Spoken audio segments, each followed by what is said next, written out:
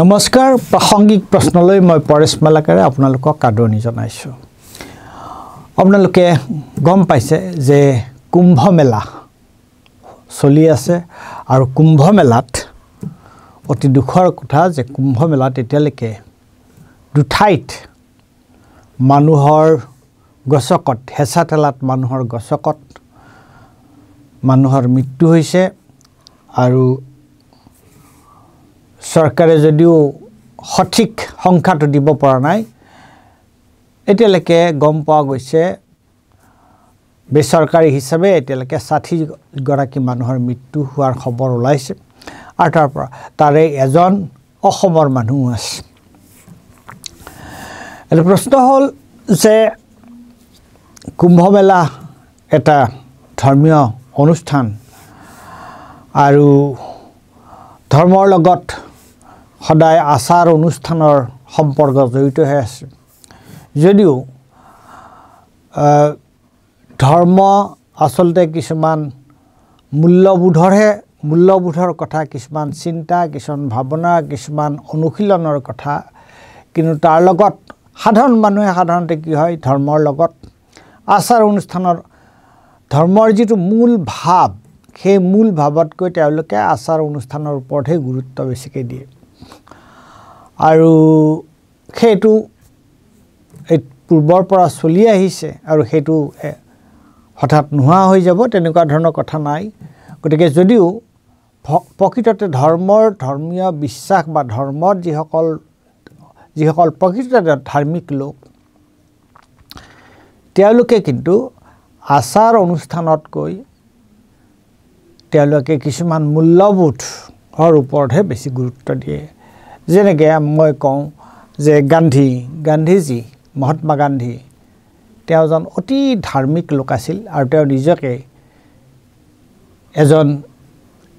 হিন্দু বুলি হিন্দু ধৰ্মত বিশ্বাসী বুলি কৈ তেওঁ গৌৰৱ অনুভৱ কৰিছিল কিন্তু তেওঁ তেতিয়াই লিখি থৈ গৈছে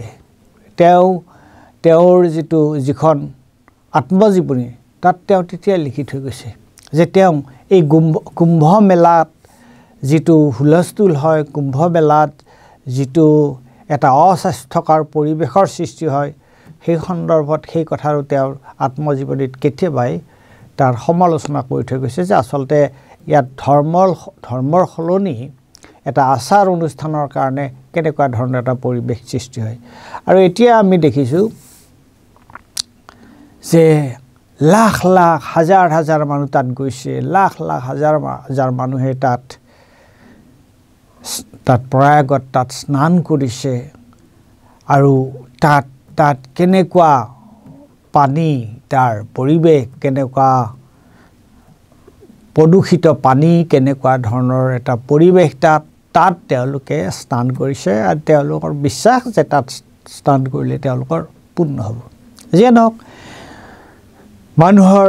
ধৰ্মীয় বিশ্বাস বা আচাৰ অনুষ্ঠানৰ প্ৰতি থকা মানুহৰ যি আস্থা সেইটোক লৈ আমি বিশেষ আলোচনা নকৰোঁ কিন্তু তাত যোৱা এই দুদিন যি দুটা তাত ষ্টেম্পেড হ'ল মানুহৰ গছকত মানুহ মৰাৰ যিটো অৱস্থা হ'ল সেইটোহে আটাইতকৈ চিন্তাৰ বিষয় হৈছে। অলপতে আজি কেইঘণ্টামান আগতে কালি এটা ভিডিঅ' অভিচাৰ শৰ্মাৰ এটা ভিডিঅ' তেওঁ দেখুৱাই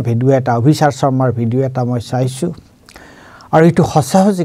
সঁচাকৈ এটা অত্যন্ত হৃদয় বিদাৰক কথা যে তাত মানুহবোৰে হাজাৰ হাজাৰ মানুহে কেনেকৈ দৌৰি আছে আৰু একে সময়তে আমি এই কথাটো দেখা পাইছোঁ হাজাৰ হাজাৰ মানুহে দৌৰি আছে তাত কোনো পুলিচৰ প্ৰশাসনৰ তাত কোনো নিয়ন্ত্ৰণ নাই। এতিয়া আপুনি ভাবি চাওক যে তাত লাখ লাখ মানুহৰ সমাগম হৈছে এই লাখ লাখ মানুহৰ সমাগমস্থলত যদি ইয়াত যেনেকুৱা আপোনালোকে চাওকচোন এইখিনি চাইছে দেখিছে যে এনেকুৱাকৈ এই ধৰণে যদি মানুহ দৌৰাদৌৰি কৰি আছে এনেকুৱা ধৰণে মানুহ তাত দৌৰাদৌৰি কৰি থাকিলে তেতিয়াহ'লে তাত মানুহ কাৰ গছকত পৰি কাৰ মৃত্যু হয় এইটোতো একেবাৰে স্বাভাৱিক কথা আৰু কুম্ভ মেলাত কিমান মানুহ গোট খায় সেই কথাটো সকলোৱে জানে যে কুম্ভ মেলাত আৰু এইবাৰ মহাকুম্ভত লাখ লাখ মানুহ ভাৰতবৰ্ষৰ বিভিন্ন ঠাইৰ পৰা লাখ লাখ মানুহ আহি তাত গোট খাইছে গতিকে পুলিচ প্ৰশাসনৰ সাধাৰণভাৱে প্ৰশাসনৰ এইটো কৰ্তব্য নাছিল নে যে তেওঁলোকে কেনেকুৱা ধৰণৰ ব্যৱস্থা ল'ব লগা আছিল আৰু এই যোৱা কেইদিনমানৰ পৰা ভিডিঅ'ত এইটোৱে দেখা পাই আছোঁ যে যিসকল ভিআইপি এই ভিআইপি সকলৰ কাৰণে সকলো ব্যৱস্থা আছে কিন্তু সাধাৰণ মানুহবিলাকৰ কাৰণে সাধাৰণ মানুহৰ কাৰণে কোনো ব্যৱস্থা নাই তেওঁলোকে 10 কিলোমিটাৰ 15 কিলোমিটাৰ খোজকাঢ়ি যাব লগা হৈছে আৰু কি নাৰকীয় এটা অৱস্থাত তেওঁলোকে এই দুটা ষ্টেম্পেডত মানুহৰ মৃত্যু হৈছে আৰু তাৰপিছত জোতা চেণ্ডেল ক'ত গৈছে ক'ত কাৰ বেগ বস্তু বাহানি তাৰ আলাই আঠানি হৈ কেনেকুৱাকৈ পৰিছে তাত আপোনাৰ বুলডেজাৰ লগাই তাত জেচিপি লগাই সেইবিলাক চাফা কৰিব লগা হৈছে এতিয়া ভাবি চাওকচোন কেনেকুৱা ধৰণৰ অৱস্থা আৰু আটাইতকৈ গুৰুত্বপূৰ্ণ কথা হ'ল অভিষেক শৰ্মা সেই কথাটো কৈছে যে আজি 12 বছৰ আজি 12 বছৰে কেন্দ্ৰত এখন চৰকাৰ আছে উত্তৰ প্ৰদেশত এখন চৰকাৰ আছে যোগী আদিত্যনাথ কেন্দ্ৰত নৰেন্দ্ৰ মোদী ডাঙৰীয়াৰ চৰকাৰ আৰু এই চৰকাৰৰ মূল কথাটো হৈছে কি তেওঁলোকে হিন্দু ধৰ্মৰ কথা কৈ তেওঁলোকে ক্ষমতাত আহিছে হিন্দু মুছলমান কৰি ধৰ্মীয় মানুহৰ ধৰ্মীয় আবেগ অনুভূতিক উদগনি দি ধৰ্মীয় আবেগক ব্যৱহাৰ কৰি তেওঁলোক চৰকাৰলৈ আহিছে আৰু এই কুম্ভ মেলাৰ দৰে এটা অনুষ্ঠানত কুম্ভ মেলাৰ দৰে এখন মেলাত তেওঁলোকে তালৈ যোৱা যিসকল ভক্ত হিন্দু ভক্ত তেওঁলোকৰ কাৰণে তেওঁলোকে কি কৰিছে কি ব্যৱস্থা কৰিছে আৰু তাত কিয় এই 60 জন মানুহৰ মৃত্যু হ'ব লগা হ'ল আৰু তাতোকৈ ডাঙৰ কথা হৈছে এই যে তাত যে ঘটনা এটা ঘটিছে এই ধৰণৰ ঘটনা এটা ঘটিছে এইটো প্ৰশাসনে মানিয়ে ল'ব নিবিচাৰে এতিয়ালৈকে কিমান মানুহৰ তাত মৃত্যু হ'ল সেই কথাটো তেওঁলোকে ভালকৈ ক'বই নিবিচাৰে তেওঁলোকে সেই কথাটো স্পষ্ট ছবিখন আমাক এতিয়ালৈকে দিয়াই নাই এটা ভিডিঅ' দেখিছোঁ যিটো ভিডিঅ'ত এজন ৰিপৰ্টাৰক তেওঁ তাত গৈ যে হস্পিটেলত বোধহয় মতিলাল নেহৰু হস্পিটেলত গৈ তেওঁ যেতিয়া যিসকল মানুহ মৃত্যু হৈছে তাত ছবিবিলাক দেখুৱাইছিল তেতিয়াই কোনোবা এজন আহি কোনো বিষয়া এজন আহি পেলাই তেওঁক ধমকাইছে তেওঁক ধমকি লগাইছে তেওঁৰ লগত তেওঁৰ হাতত ধৰি তেওঁক তাৰ পৰাও উলিয়াই দিব বিচাৰিছে আৰু চাওকচোন এই ভিডিঅ'টো চাই লওক দেখিছে তে এটা কথা আমি জানো যে তুমি যেতিয়া বস্তু এটা যেতিয়া ঢাকনি দিব বিচৰা তোমাৰ যদি তুমি হয় মানুহৰ ইমান ডাঙৰ এখন মেলা হৈছে তাত অলপ ত্ৰুটি বিচ্যুতি হ'ব পাৰে কিন্তু ঘটনাটো হৈছে কি এইটো প্ৰচাৰ মাধ্যমৰ আমাৰ সকলোৰে এইটো কৰ্তব্য নহয় জানো যে তোমালোকে যদি তাত লোৱা প্ৰস্তুতিত কিবা গাফিলতি কৰিছে এই গাফিলতিত দেখুৱাই দিয়াটো আমাৰ কৰ্তব্য নহয় আৰু সেইটো মুকলি কৰা সেইটো জানিব লাগে কিয় জানিব এই কাৰণে লাগে প্ৰকৃত ছবিখন এই কাৰণে জানিব লাগে যে প্ৰকৃত ছবিখন জানিলে পুলিচ প্ৰশাসনে বা সাধাৰণ প্ৰশাসনে এই পৰিস্থিতি নিয়ন্ত্ৰণৰ কাৰণে বা সমস্যা সমাধানৰ কাৰণে তেওঁলোকে ব্যৱস্থা ল'ব পাৰে সেইটো নকৰি তেওঁলোকে যদি এইটো কৰে যে নাই একোৱেই হোৱা নাই চব ঠিকঠাক আছে আৰু কোনোবাই যদি তাত কিবা দেখুৱাবলৈ গৈছে তাৰ ওপৰত যদি তেওঁলোকক যদি দাদাগিৰি কৰিছে তেওঁলোকক যদি সেইটো বন্ধ কৰিব বিচৰা হৈছে এইটো যে লুকাব বিচৰা হৈছে এইটো কেনেকুৱা ধৰণৰ কথা আৰু আটাইতকৈ দুখৰ কথা যে তাত মানুহ মৰিছে আৰু সেই মানুহ মৰাটো সন্দৰ্ভত উত্তৰ প্ৰদেশৰ মুখ্যমন্ত্ৰীয়ে কেইবা ঘণ্টালৈকে তেওঁ সেই কথাটো মানিয়ে ল'ব বিচৰা নাই সব যেন সকলো ঠিকঠাক আছে নৰেন্দ্ৰ মোদীয়ে ৱাশ্বিংটন ডিচিত প্লেন এক্সিডেণ্ট হৈ পেলাই মানুহ মৰিছে তাৰ কাৰণে চকু পানীটো কৈছে কিন্তু নিজৰ চকুৰ ওচৰত নিজৰ এই দিল্লীৰ পৰা ইউপি কিমান দূৰ উত্তৰ প্ৰদেশ তাত এনেকুৱা ধৰণৰ 60 জন মানুহে ধৰ্ম কৰিবলৈ যাওঁতে তেওঁলোকে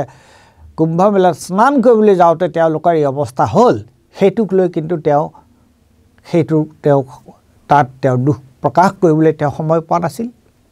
যেতিয়া প্ৰচাৰ মাধ্যমে বিভিন্ন ফালৰ পৰা যেতিয়া এইটোক লৈ সমালোচনা কৰা হ'ল তেতিয়াহে তেওঁলোকে এইটোক লৈ নৰেন্দ্ৰ মোদী আদিত্যনাথে শোক প্ৰকাশ কৰিবলৈ সময় পালে আৰু তেওঁলোক এতিয়া ব্যস্ত হৈ আছে দিল্লী নিৰ্বাচনত গতিকে এইটো কেনেকুৱা ধৰণৰ কথা তাকেই কৈছে অভিষেক শৰ্মাই যে ভণ্ডামিৰো এটা সীমা থকা উচিত নহয় যি হিন্দু ধৰ্মৰ কথা কৈ তোমালোকে হিন্দু ধৰ্ম সংকট হিন্দু ধৰ্মলৈ সংকট আহিছে হিন্দু ধৰ্ম সংকটাপন্ন হৈ পৰিছে এইবোৰ কথা কোৱা আৰু সেই হিন্দু ভক্ত ধাৰ্মিক লোকসকলে যেতিয়া কুম্ভ মেলাত স্নান কৰিবৰ কাৰণে তেওঁলোক গৈছে তাৰ কাৰণে তোমালোকৰ একো ব্যৱস্থা নাই অথচ যিবিলাক VVIP তেওঁলোকৰ কাৰণে সকলো ব্যৱস্থা সুন্দৰ ব্যৱস্থা আৰু আটাইতকৈ দুখ লগা কথা হৈছে এই ছবিখন চাওক দেখিছে পুলিচে খাদ্যৰ ওপৰত কেনেকুৱাকৈ মাটি পেলাই দিছে মাটি ছটিয়াই দিছে কিয়নো খাদ্য খাবলৈ আহিলে মানুহৰ খাদ্য যদি খাবলৈ আহে তেতিয়াহ'লে তাত ভিৰ হ'ব পাৰে সেইকাৰণে তাত যাতে মানুহ গোট খাব নোৱাৰে তেওঁলোকে যি খাদ্য তাৰ কাৰণে খাদ্য ডাঙৰ এইবিলাক দেখিছে আপোনালোকে যে কেনেকৈ খাদ্য তাত ৰন্ধা হৈছে আৰু খাদ্য প্ৰস্তুত কৰা হৈছে তাত আৰু তাৰ ওপৰত পুলিচে আদি মাটি পেলাই দিছে